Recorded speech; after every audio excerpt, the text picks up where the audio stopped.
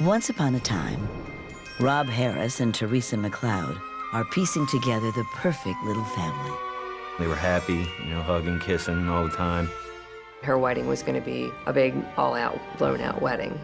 But their plans are laid to rest by a bullet one cold January night. That's when he noticed an individual coming out of the darkness. I just remember my grandmother going hysterical, just crying so loud. In my mind, it's just swarming. Don't know what's going to come next. For this couple, the honeymoon is over. What's up, Panic Fam? I'm Hannah. And if it's 2 a.m., the lights are off and the popcorn is gone cold, you know, it's Panic TV time. Welcome.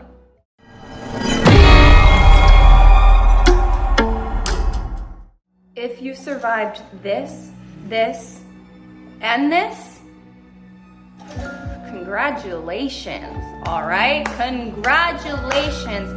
But your luck runs out here.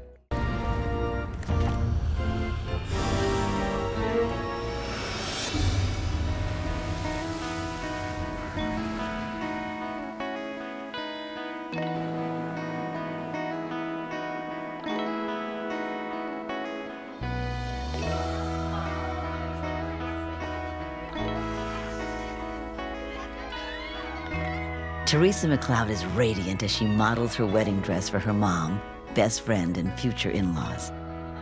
The bubbly 27-year-old's first marriage didn't work out, but she learned her lesson, grew, and moved on. And now, with her engagement to Rob Harris, she's marrying into a great family. We were really close. All of us got close together, Thanksgiving dinners, we were one place or the other. Marriage is something interesting. It is an institution that bridges two families. She liked his family. She liked the bridge that was being created. This was all security, and it felt good to Teresa. Everyone's so excited, especially seeing her in that dress. It's all going to be perfect. I'm gonna get it. Teresa was, everything was always the biggest, the best. Her wedding was going to be a big, all-out, blown-out wedding. So keep both hands on the wheel. Good. Rob Harris is the one who'll make it happen. Tall and handsome, the 23-year-old is the strong, quiet type. Good. Right there. The pair both grew up by the Chesapeake Bay, and now they're ready to get hitched in the little waterfront town of Pasadena, Maryland, just outside Baltimore. But before the wedding bells can sound, a quiet night echoes with gunshots. And police respond to a call about a double shooting. The scene is a small parking lot in Baltimore, surrounded by a ball field, a cemetery, and a sleepy neighborhood. A violent crime almost does not exist in this neighborhood. Except, perhaps, tonight. All right, what's going on? Come here. We got 2 gunshot victims. We got a male. The victims? The 2 young lovers. Excuse me, what's your name, sir? Robert Harris is in pain and in shock, shot once in the leg. He says a man with a gun came out of nowhere, demanded their valuables, and started shooting. And then he shot Teresa. Teresa McLeod has been shot multiple times in the hand and back. How could this couple be in their safe, middle-class bubble one moment and a world of pain the next?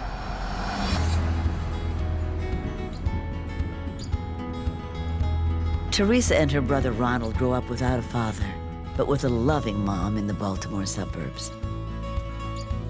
In 1986, she falls for a charming iron worker and gets pregnant. But things start to go bad before she even walks down the aisle. My sister had arrived at the church, went to get out of the car, and closed her hand in the car door, and it was her ring finger. The bride's hand is so swollen, the groom can't even get the ring on. Everybody says that was a sign right there, not to go through with it. It turns out he's unfaithful, so Teresa divorces him, and in 1988 takes her little boy Ricky back home to Grandma. She's determined to make a new life for herself and her son. Ricky definitely was the love of Teresa's life. I mean, he could do no wrong. I love you. I love you too. And he was a very good, well-mannered little boy. But he was definitely the love of Teresa's life.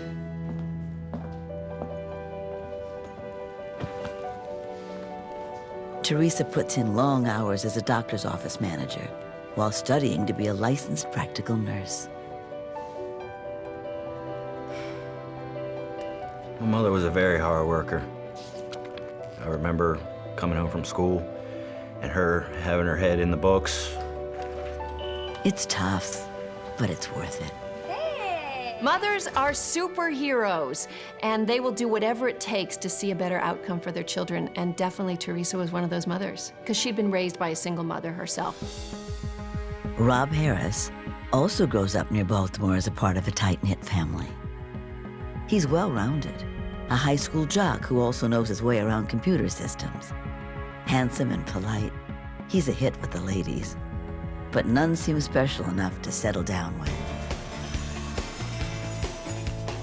Until one night in June 1992, when he sees a girl on the dance floor. She loved to dance. She would get out there and just tear the floor up all night long. And she was a very outgoing person.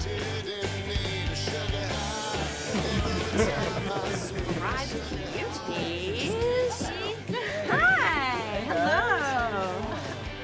That's the night Teresa meets Rob, a friend of a friend. I don't have a chair. Why don't you sit? Oh, thank you. Wow, what a gentleman. Oh. I'm Teresa. Rob, how are you? Nice to meet you. He was very nice, he was calm, he was very quiet. He seemed to be a decent person. I didn't know you had friends like this. Rob balances her energy with a low-key mellowness. It's very common that opposite personality types attract. So I'm sure he liked that she could be on stage when they were out, and she probably perceived his quietness as quiet strength. He was a big lacrosse player in high school, and he's still in great shape. Teresa notices. Love blooms fast. Really fast. Within 6 months, Rob moves in. I thought, well, he comes from a good family. I'm gonna, I'll go along with this. Thank you. There you go. Also going along is little Ricky. He loves having another guy around the house. Wrong. Okay, I'm spent. All Alrighty, right, okay. see ya, buddy. Rob participated in a lot of Ricky's sports activities and would go to a lot of his games and stuff. He had a pretty good relationship.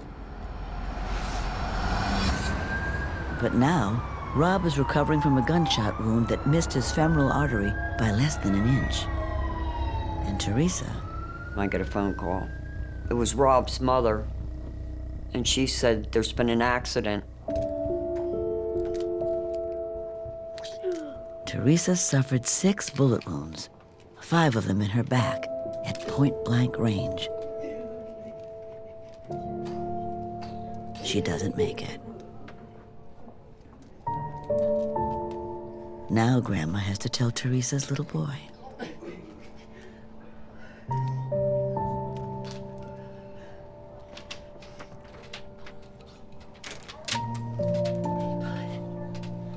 What's wrong? Is Mom okay?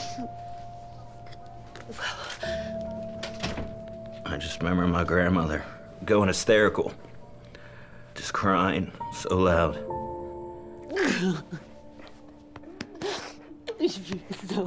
All he could say to me was, I'll be good. I'll be good. It's all right, Ricky. It's gonna be all right. I begged and begged and, told her I'd be good. I thought maybe if I kept saying it so many times that it would bring her back. All I could do was hug him and hold him,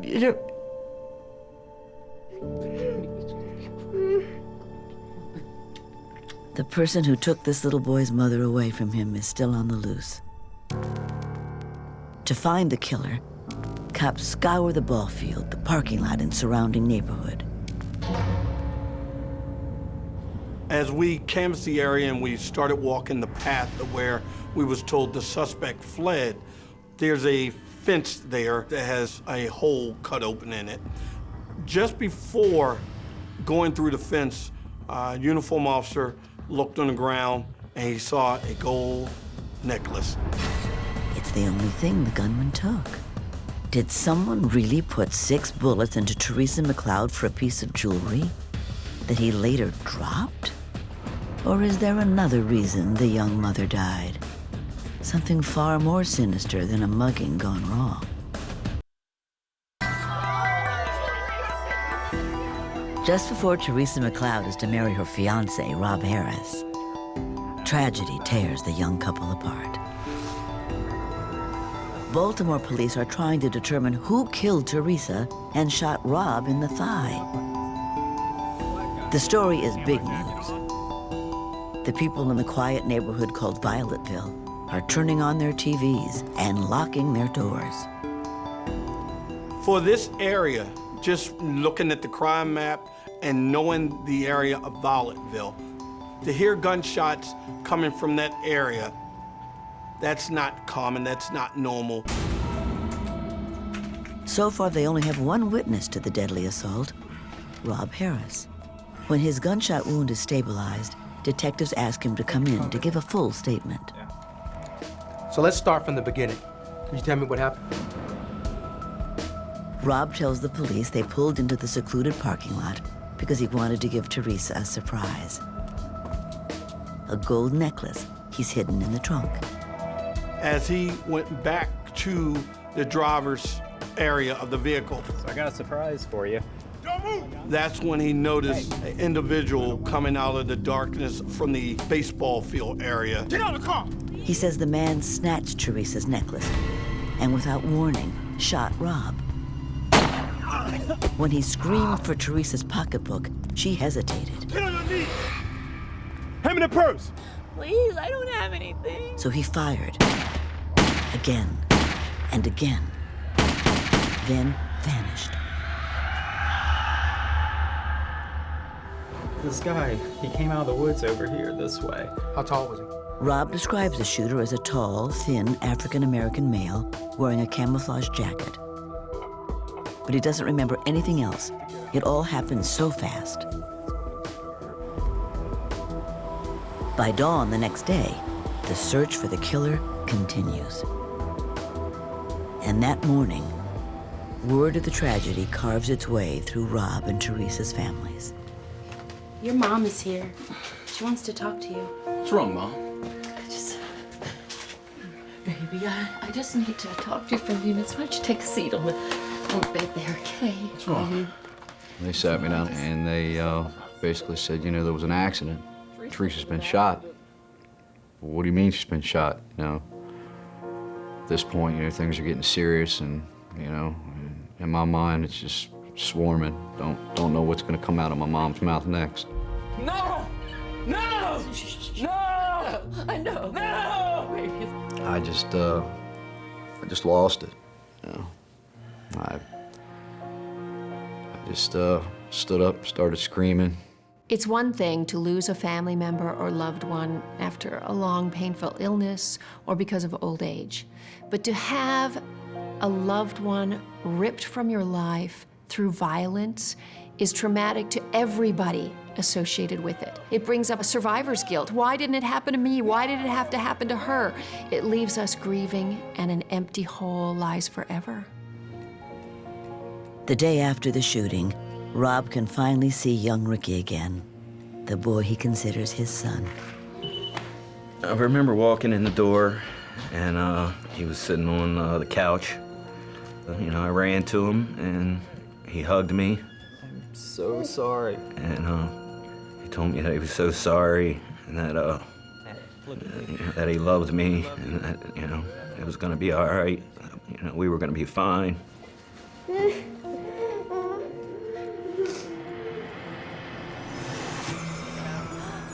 Wow, these are gorgeous. As Teresa and Rob start dating, everything is fine. She wanted a husband, but she's such a good mother. She's not going to choose a guy unless he's into children. Rob was, in some ways, the perfect partner because he fulfilled her needs and her son's needs. He was equally involved with both of them. Maybe Rob is the foundation she's looking for. Rob did come from a wonderful family, and he was surrounded by love, raised, in a good home, went to good schools, graduated, did everything he was supposed to do in life. Including meeting a nice girl his family would embrace. There would be cookouts, and we'd go to parties. I mean, they got to be very close with the family. I often tell young women, when you're dating a guy, you should also have a few dates with his parents so that you can understand really what their family dynamics are, because they're going to be yours soon enough. Everyone loves everyone. The two families become one. And the two bringing them together, shy Rob and bubbly Teresa, couldn't be happier. The relationship was very good. They were getting along, they were happy, hugging, kissing all the time. There he is. After 3 years of living together, Teresa starts hinting about marriage. Look at that. That's gorgeous. Oh, I should try it on. Don't you think? Oh my gosh, it's beautiful. Let's go inside. She wanted to have a home, a mother, and a father for Ricky. No, we got those dinner and... Come on, Mom. This is boring. Let's go to that toy store over there. Oh, okay. Good. And the way Ricky and Rob love each other, it looks like it's going to work. Fingers there, thumb around there. One of my friends asked me, is that your dad? And, I believe I said yes. Boom. Excellent. Good boy. It was all coming together. Remember that wrist. But now, it's all torn apart. Police haven't found any more witnesses in the secluded area. Although they do find one piece of the puzzle, an empty magazine from a Glock 9mm. Yet, who fired it remains a mystery. So far, they're stumped.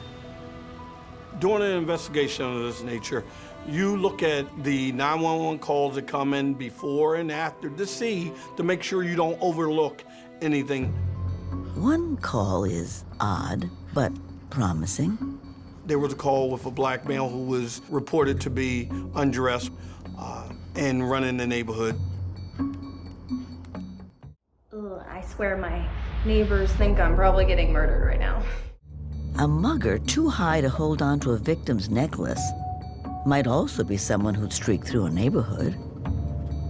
It's a strange lead, but one they need to follow. Because a little boy wants answers and deserves to know who stole his mommy away. After one marriage gone bad, Teresa McLeod falls for Rob Harris. Boom. Excellent. Good. Who has become the dad her son never had. Look at that. She wants to be with him forever. But wedding plans soon become funeral arrangements. Family and friends are sick with grief.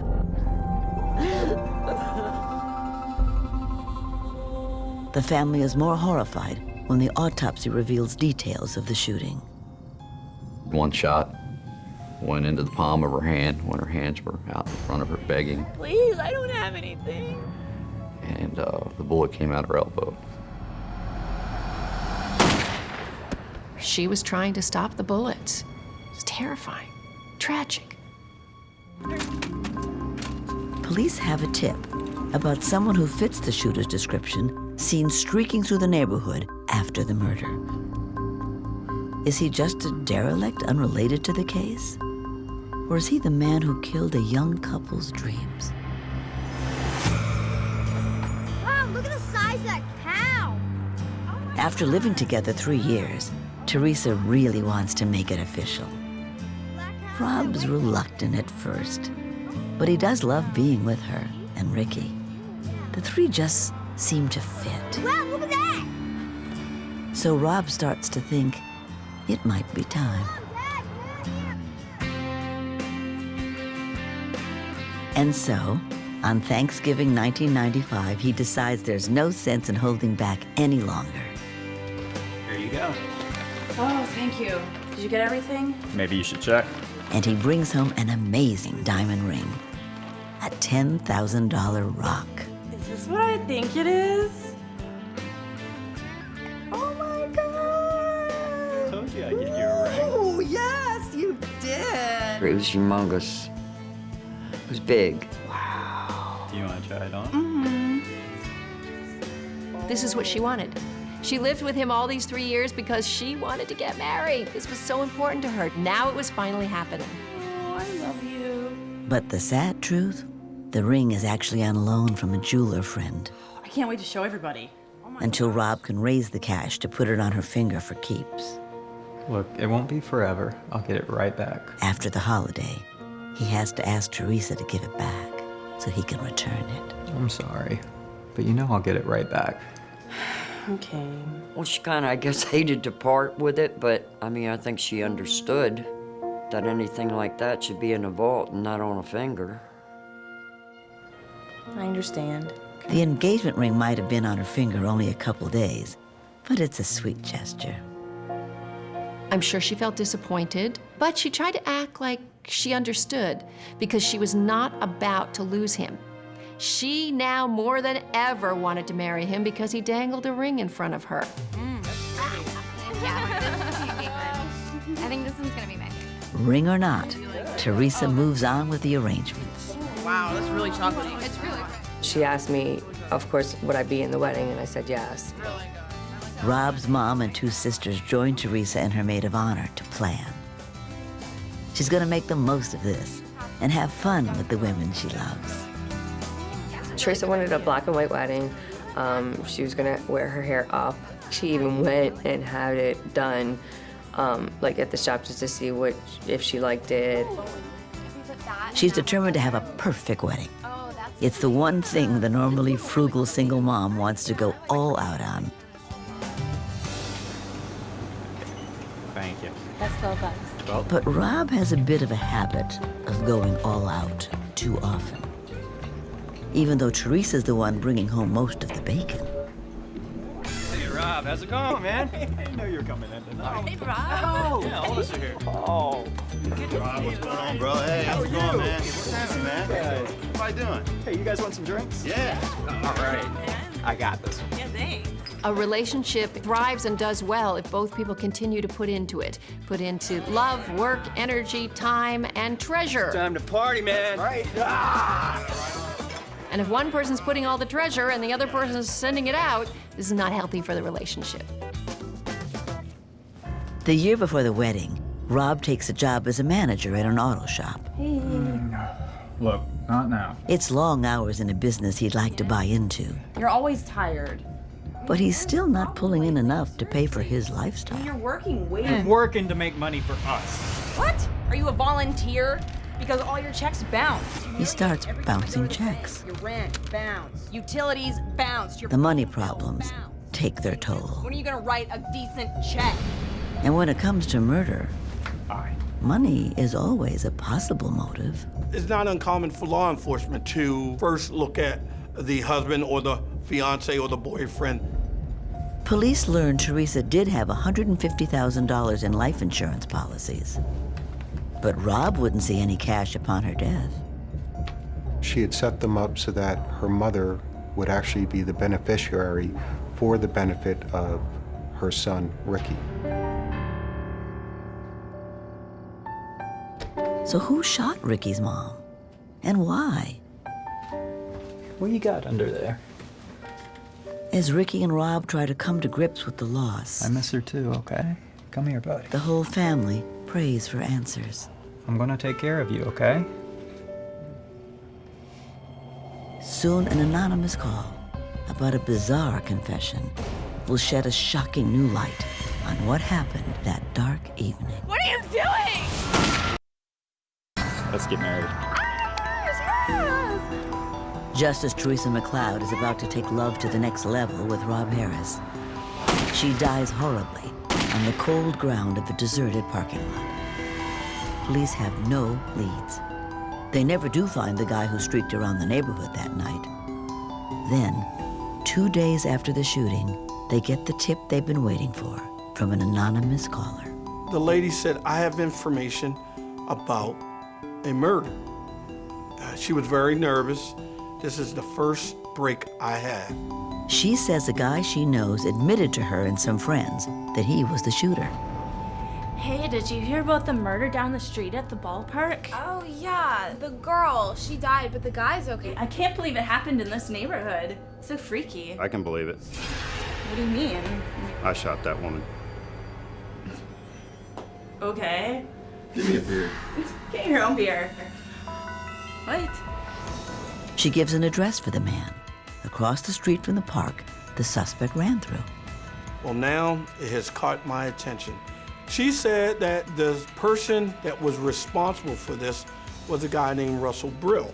As described Russell Brill. He's tall like the shooter Rob Harris described, but he's white. Although he's not a black male, but yet he is a person of interest because he could have been involved with this crime with a black male. Door.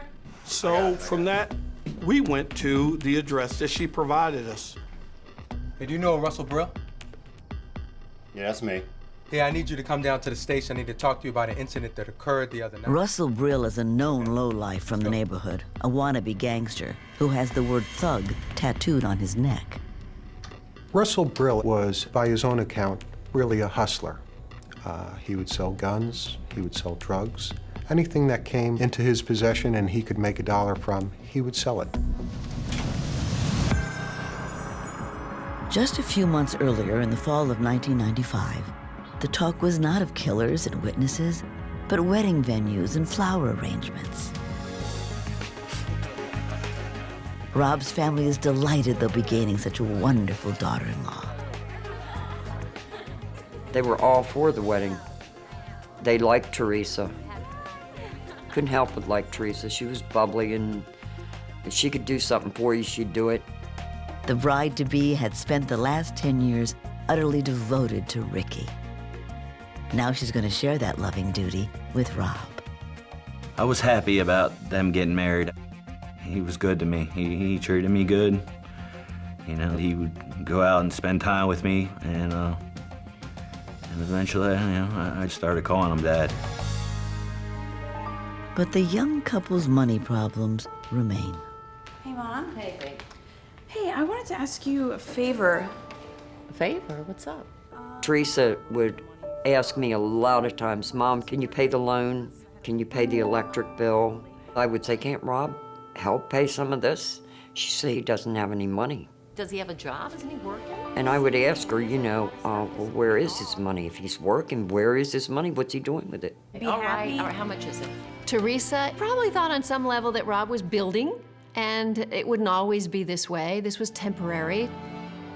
She believes Rob is working hard trying to buy into the auto shop he manages. Hey, girls. She's totally supportive, actually taking out loans and giving the money to Rob in the lead up to the wedding. I'm gonna go out with the guys for some beers. Okay, have fun. I'm a little short. Can I borrow 40 bucks? Yeah, that's fine. But not everyone is thrilled about that wedding.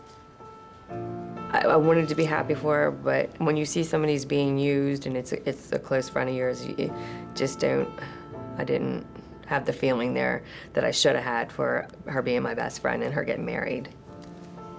He was taking advantage of her for the fact that he's supposed to be helping her pay the bills, and his checks are bouncing, and then in return her checks are bouncing, which is costing her more money.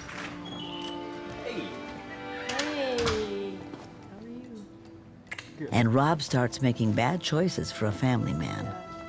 With a gun, he says he needs for protection at work. Is that loaded? Robert Harris, by his own admission, would sometimes come in at the end of the day, leave his gun on the living room coffee table, out where young Ricky could get it.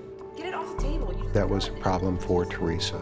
Oh, it's fine. No, it's not. You can't just leave a gun in front of a kid in my house. Are you crazy? Seen my guns before. He's not going to do anything with No, it. you can't just leave them out He here. would lay him out on the table, and you know, at the time, I thought that was the coolest thing. You know, I didn't know any better. His male ego, his bravado, was more important than his urge to protect a child. It was ego. Look at me, I could be an involved dad. And oh, I'll leave a Glock on the table. Teresa's brother also starts hearing about the nights Rob goes out alone. Welcome back. It turns out there's another woman. Tequila. I had approached my sister and told her that he was cheating on her, and she said, I don't want to hear it, you know. She would just tell me, no, I don't believe you, know, or she, you know, it's not your business. She just didn't want to hear it from nobody. Teresa was hurt by her first relationship, her first marriage that ended up in infidelity. And when rumors started to surface that Rob was unfaithful, she went into complete denial. She couldn't even believe it. She was in love with Rob. It was going to be the traditional marriage that she had envisioned. It was going to work this time, and she was not going to hear about any cheating stories. The stories are true. But when she hears them, Teresa doesn't confront Rob. She gets mad at her brother for spreading rumors. When Ronald comes over to try to patch things up with Teresa, Look, I told you you weren't allowed over here. Rob won't have it. Let him in. You're pushing. Stop it. I basically told Rob that he was a cheater, he was a liar, he was a deceiver, and you know, he was going to get what's coming to him sooner or later. Get out of here! Go! Rob pulls his gun. I thought he was going to shoot me when he first pulled it out.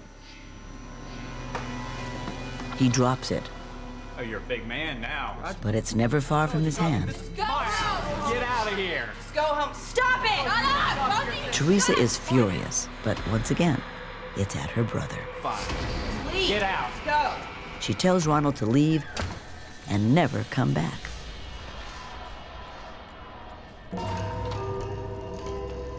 And it hurts me knowing that she died and we never got a chance to reconcile that, you know, straighten that out, make it good.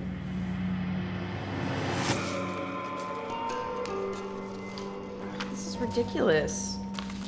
Another bounce check. Dana is also worried about her friend. She talks to Teresa just hours before the shooting. Teresa, And just kind of told her, you need to open your eyes. you see what he's doing? He's spending your money going out at the bar late at night. I think you should rethink this marriage. She got upset with me, and she accused me of being jealous of her relationship with Rob and the fact that they were going to get married. Rethink this marriage? I'm just looking out for No, you. you're not.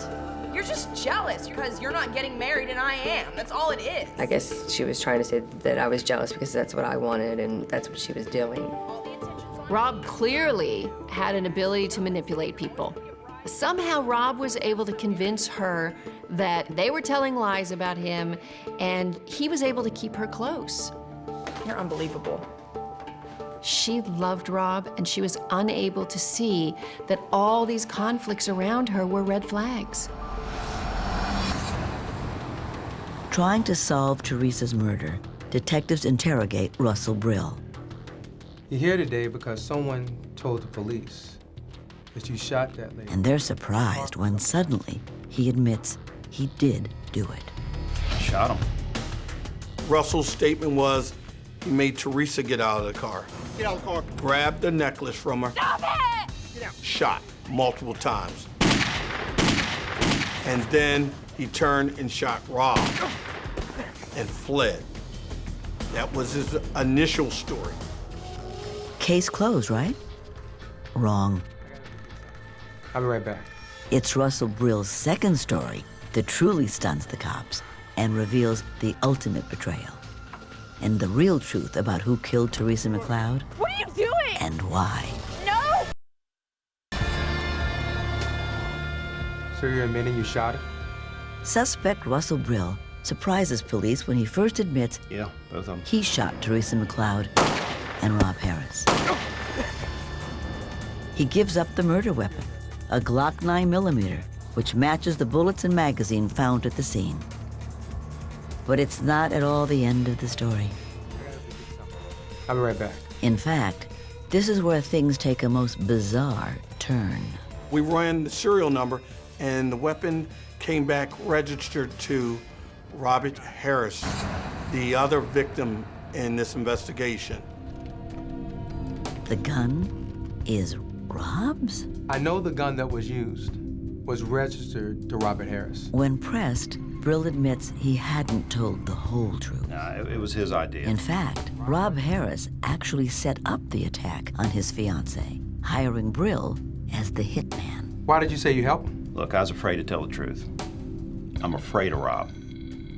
Brill first took the blame because he's terrified what Rob will do to him if he rats him out. Get out of the car! The African-American shooter Rob originally described never existed. Don't shoot me. It's a complete lie. The motive? Cash.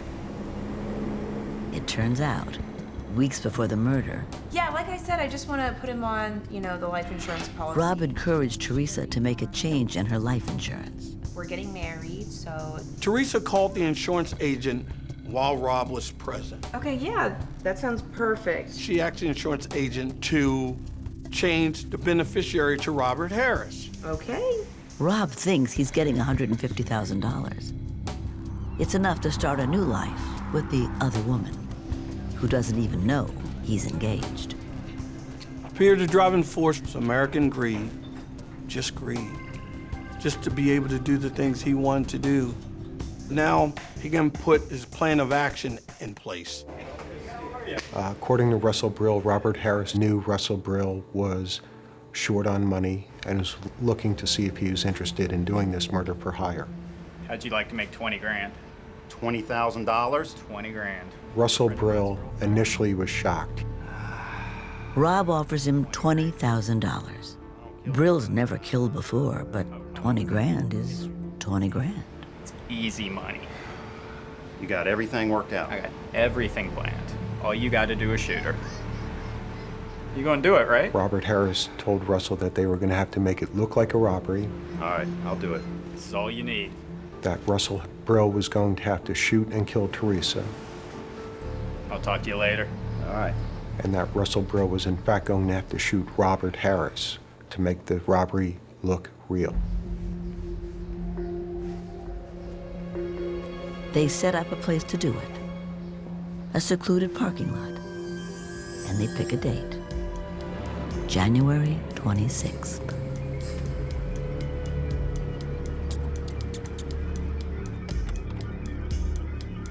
That night, Rob tells Teresa he's getting a necklace for her. But the open trunk is really a signal for Brill. Russell Brill's testimony was very compelling.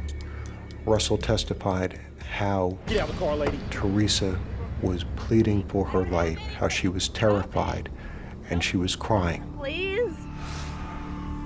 Russell said when it was really happening, he knew looking at her, Please, don't shoot he didn't know this woman, she hadn't done anything to him, that the reality set in, that he was going to take this lady's life for no reason at all.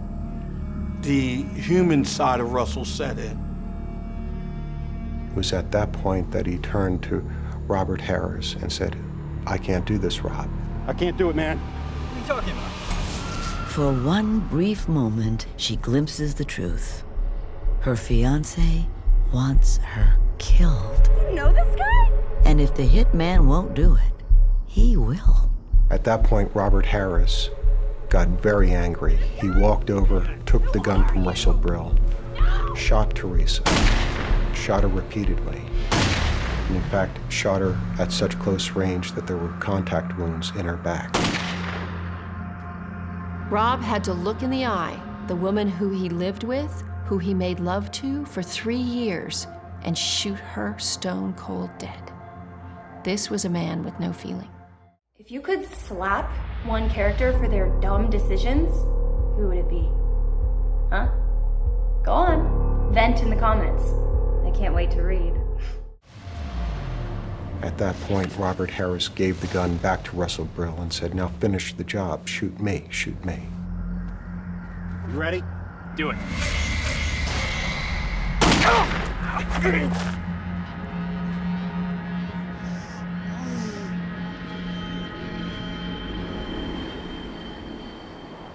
At trial, prosecutors reveal a surprise about the insurance money motive.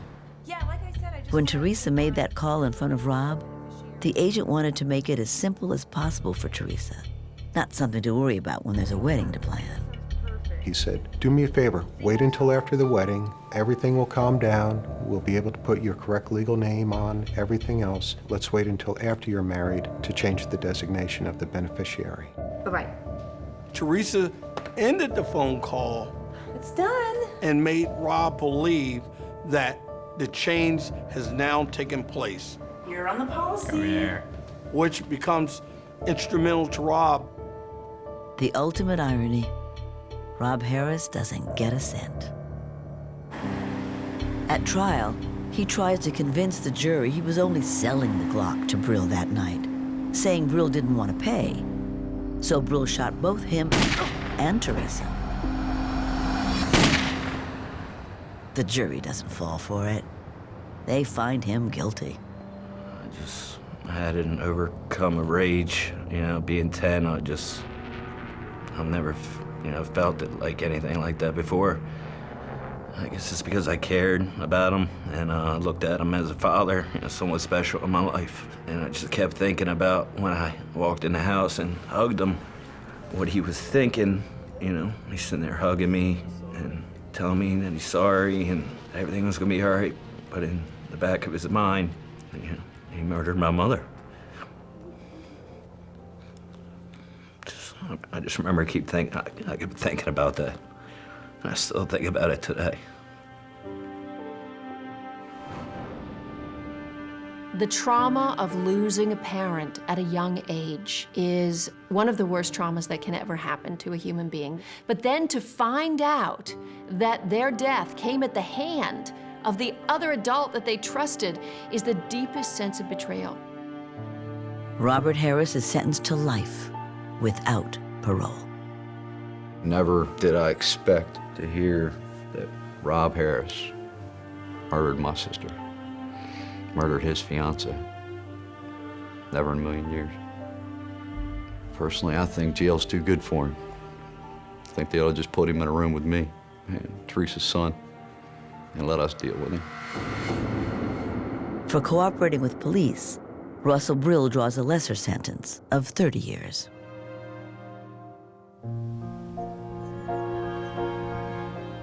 I think about all the time how much different my life would be with my mother here. Be honest. Did you watch the last scene through your fingers? Comment yes or no. Just all the things she's gonna miss. My kid, my marriage, my wife. It just hurts. Teresa never got the wedding she dreamed of, but her son does. He marries the love of his life in 2012.